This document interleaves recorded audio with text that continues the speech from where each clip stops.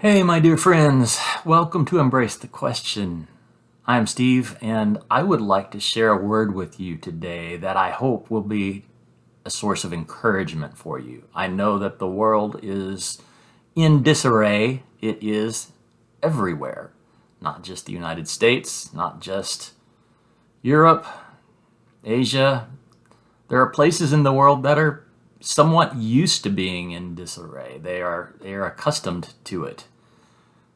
But now the entirety of the world is involved in this madness. There is a war going on in the heavens, and a lot of things are happening that people, in my generation at least, thought would never happen. When I'm looking through Scripture for answers, I tend to go to instances where I know other people found themselves in the same predicament. I was listening to Johnny Enlow the other day, and Johnny put this passage in my head, and I have not been able to get off of that passage. And it is about when Israel was leaving Egypt, starting their exodus out of Egypt. And there are a lot of things, a lot of similarities between that time and this time. And Johnny pointed a lot of those out. I'm not going to focus on everything that Johnny said. What I'm going to do is show you how I parse Scripture here in Exodus chapter, the very end of Exodus chapter 13 and into Exodus 14. And I'm going to show you not only the similarities, but I'm going to show you why we have hope in such a time as this. Because, again, never before has the world been so encompassed. We are literally in World War III here. World Wars I and II were felt by the entire world, yes, but they did not encompass the entire world as what is happening now is encompassing the entire world. We're dealing a lot less with a plague, a pestilence, i.e. a virus, than we are with evil people trying to take your liberty. And in that sense, we are dealing with pharaohs. Okay, so I'm going to be referring to the pharaohs of our time, even as God is referring to the pharaohs of their time. So let's start, and I'm going to read. I'm reading out of the New King James Version, and I'm going to start with Exodus 13, verse 17, because that's where it really started to get my attention. And I'm going to stop as I go. So you can follow along or just listen. Either one, I hope, will bless you. In verse 17, then it came to pass, when Pharaoh had let the people go, that God did not lead them by the way of the land of the Philistines, although that was near. For God said, lest perhaps the people change their minds when they see war and return to Egypt. There's a lot of people that have never noticed that verse. God had a plan to move the people, his people, out of Egypt.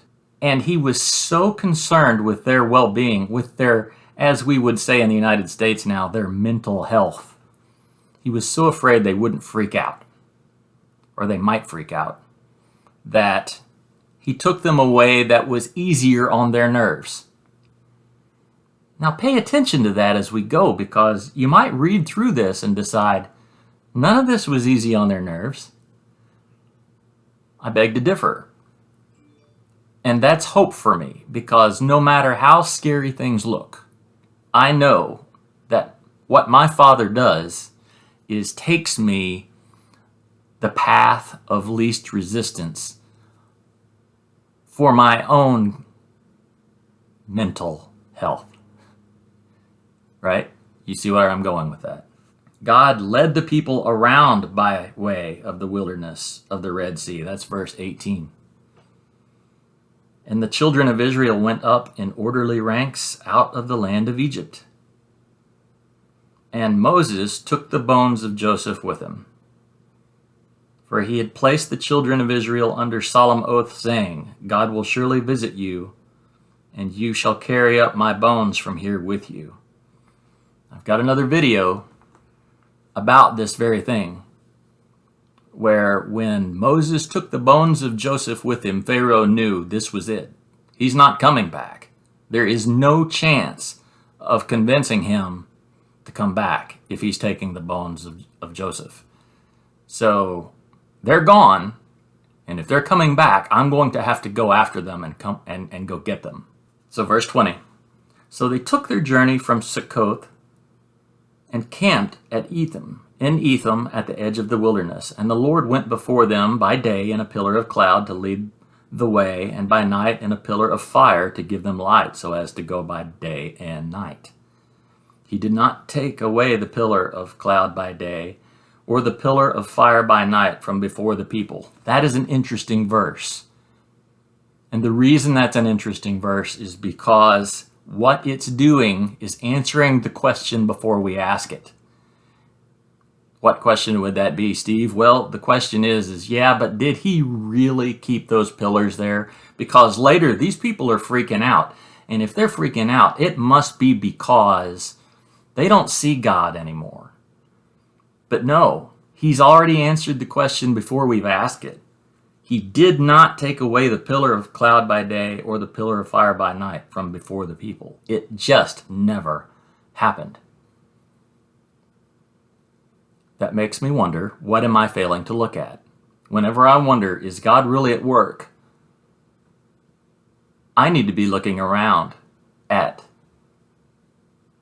where are the pillars? They must be there. He doesn't take them away. He's always got you. He's always got me. He said, I'll never leave you. I'll never forsake you. Therefore, if I look around, I'm going to see pillars somewhere. Let's go into chapter 14, because this is where it really gets meaty. Now the Lord spoke to Moses, saying, Speak to the children of Israel, that they turn and camp before Pi-hahiroth, between Migdol and the sea, opposite Baal-zephon. You shall camp before it by the sea. For Pharaoh will say of the children of Israel, they are bewildered by the land. The wilderness has closed them in. Then I will harden Pharaoh's heart so that he will pursue them, and I will gain honor over Pharaoh and over all this army, all his army, that the Egyptians may know that I am the Lord. And they did so. So he takes the Israelites in a way that is easier on their nerves. And that way just happens to include a dead end at the sea, where they have no choice. There is nowhere to go for what their eyes are telling them. There's nowhere else to go. They're at the end of their rope. If somebody comes over that hill, it's going to be bad times. And sure enough, guess what's going to happen? Pharaoh is going to come over that hill. A lot of us feel like we're in a dead end, that there is no recourse. And I'm here to tell you that God brings us to these places, not for our destruction, but so that we can see his name glorified in this. There is no dead end in the kingdom. There's never a dead end. There's never no more options, because he's a God of the impossible. And he enjoys taking his kids on roller coaster rides. He really does. And the hope is not that you will wake up traumatized and with, post-traumatic stress syndrome, but that you will wake up realizing his greatness and that your faith will increase. Verse 5. Now it was told the king of Egypt that the people had fled, and the heart of Pharaoh and his servants were turned against the people, and they said, Why have we done this, that we have let Israel go from serving us? That same conversation is being had in many places in the earth right now. So he made ready his chariot, and took his people with him. He also took 600 choice chariots and all the chariots of Egypt. 600 choice and all. That means a lot of chariots, with captains over every one of them. And the Lord hardened the heart of Pharaoh, king of Egypt, and he pursued the children of Israel. And the children of Israel went out with boldness. Okay, so they're not to the sea yet. They're leaving Israel. They're leaving Egypt, and they're leaving with boldness. Your translation may have it a slightly different way. They're leaving with a high hand. They're feeling pretty good about things. They see that Pharaoh's grip has been broken. That last plague was a doozy, the death of the firstborn. Pharaoh said, "Get out, I don't even want to see your face. Bless me first, and then get out." These things are happening. And we're going to feel good when they happen. But then Pharaoh is going to try to play one more trick. And the Pharaoh in your country is going to try to play one more trick. And by Pharaoh, I mean the principalities and the powers that are pulling the strings over evil governments and evil people in good governments. These are tricks that the evil one plays. That's the point. So we're leaving with boldness. We feel really good. But verse 9 happens. So the Egyptians pursued them, all the horses and chariots of Pharaoh, his horsemen and his army, and overtook them camping by the sea beside Pi-hahiroth before Baal-zephon. Okay. And when Pharaoh drew near, the children of Israel lifted up their eyes, and behold, the Egyptians marched after them. So they were very afraid, and the children of Israel cried to the Lord. All right, this is a setup. Here we go. Then they said to Moses, "Because there were no graves in Egypt, that you have taken us here to die in the wilderness, why have you so dealt with us to bring us out of Egypt? Is this not the word that we told you in Egypt, saying, 'Let us alone, that we may serve the Egyptians'?" They weren't saying that. They were like, "Get us out of here, Moses. Get us. We can't stand up to this very much longer. They keep increasing our quotas on these bricks, and they keep killing our kids, and we have no future." But when you're desperate, you lie a lot. It's just the way we are. "For it would have been better for us to serve the Egyptians than that we should die in the wilderness." And Moses said to the people, "Don't be afraid. Stand still. See the Yeshua. See the salvation of the Lord, which he will accomplish for you today. For the Egyptians whom you see today, you shall see again no more forever." That's a strong word. So of all the people without faith problems, Moses has no faith problem here. Everybody else is freaking out. We've gone the easy route, remember? We're by the sea, and my eyes are telling me we're about to die here. Your eyes may be telling you you're about to perish, and I'm here to tell you, don't trust your eyes. "The Lord will fight for you," verse 14, "and you will hold your peace." And the Lord said to Moses, "Why are you crying to me?" Really, Moses wasn't. At least it's not written that he was. The people are crying out. "Tell the children of Israel to go forward." What does that mean for us? That means keep moving. Keep taking steps. He can't bless your steps if you're not taking them. Keep moving. It's going to be okay. This is where faith comes in sometimes. You just have to take steps even when you don't think there's a place to step. I'm reminded of that scene in Indiana Jones, The Last Crusades, where he has to take the step of faith. The leap of faith. I can't remember which it was called, but it was the optical illusion above that very deep gorge, and he had to take a step out onto it even though he could not see the bridge. Verse 16, lift up your rod, stretch out your hand over the sea, and divide it, and the children of Israel shall go on dry ground through the midst of the sea.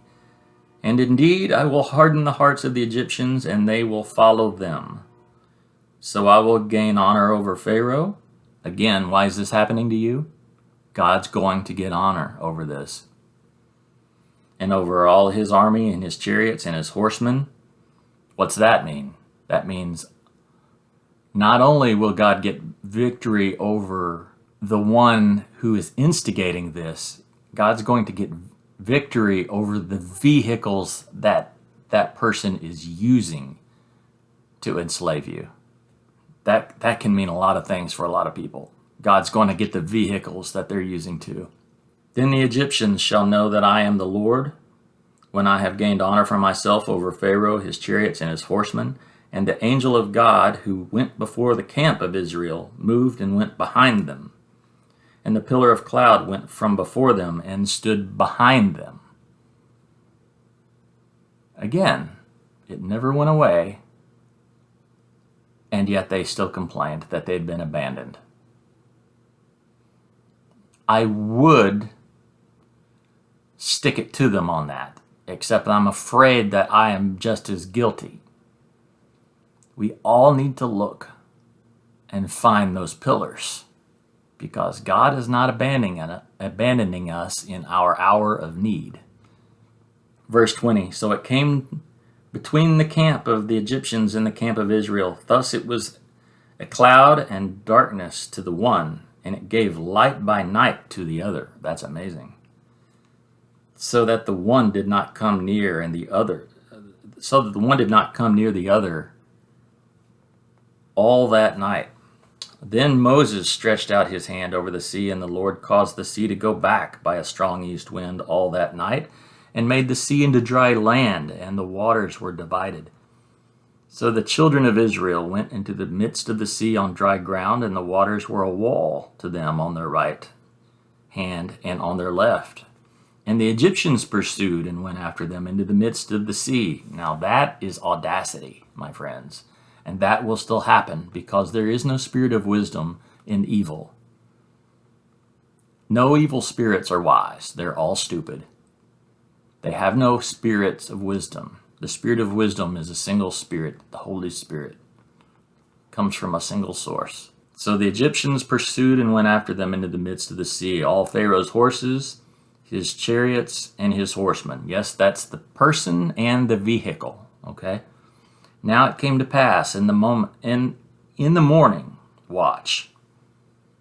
Joy seems to come in the morning, yes?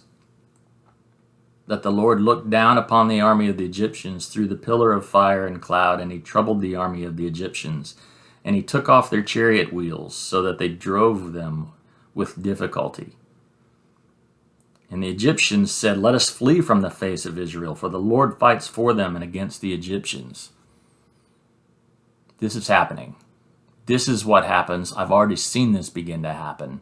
Even in their audacious pursuit of those who are doing righteous, they are still so divided, so in chaos, so ununified.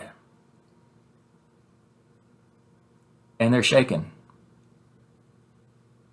That's the choice. Then the Lord said to Moses, stretch out your hand over the sea, that the waters may come back upon the Egyptians, on their chariots and on their horsemen. And Moses stretched out his hand over the sea, and when the morning appeared, the sea returned to its full depth, while the Egyptians were fleeing into it. So the Lord overthrew the Egyptians in the midst of the sea. Then the waters returned and covered the chariots and the horsemen and all the army of Pharaoh that came into the sea after them. Not so much as one of them remained. But the children of Israel had walked on dry land in the midst of the sea, and the waters were a wall to them on their right hand and on their left. Nowhere does it say that the children of Israel were never afraid. Had they chosen to be brave, had they chosen to be... Let me rephrase. Bravery is not the act of fear. Bravery is not a lack of fear. It is the ability to operate, function, and obey in spite of fear. To that I will give the children of Israel high marks because they were brave. But there were a bunch who murmured, who thought, God has abandoned us, even under the shadow of the pillar. Those hopefully learned something on that day, although we will find out soon that they probably didn't. But their lessons are written so that we don't have to relearn them. So the waters covered them up, but the children of Israel had walked on dry land in the midst of the sea. So verse 30, the Lord saved Israel that day out of the hand of the Egyptians, and Israel saw the Egyptians dead on the seashore. Thus Israel saw the great work which the Lord had done in Egypt. So the people feared the Lord and believed the Lord and his servant Moses. People learned fear and they learned belief. Their faith grew and they saw the destruction of their enemies. The Lord allowed them the satisfaction of seeing their enemies floating on the seashore. This is an example. I believe we're in a season where we are in the same pattern. And I believe that if we would pray more, declare more, seize authority more as sons and daughters of God, murmur less, complain less, stop crying out to God with our fear less, that we would get our promotion quicker, that we will have greater faith when all of this pans out, and that we will be able to celebrate even before we see the waters close in over our enemies. Because our God is a God of war, according to Moses' song, which he's about to start singing in Exodus 15. I hope this is an encouragement to you. This whole passage encourages me. I see it happening in the earth now. I know that we are in much the same predicament, but I know how my Father behaves. I know what steps he takes on behalf of his kids. That's what we talked about this whole chapter. He did this so that you and I could see his great salvation, his great Yeshua. We see Jesus in the midst of all of this. So, thanks for hanging out. I hope this blesses you. If you want to see more like this, please subscribe. But other than that, thank you, and I will see you soon. All right, blessings.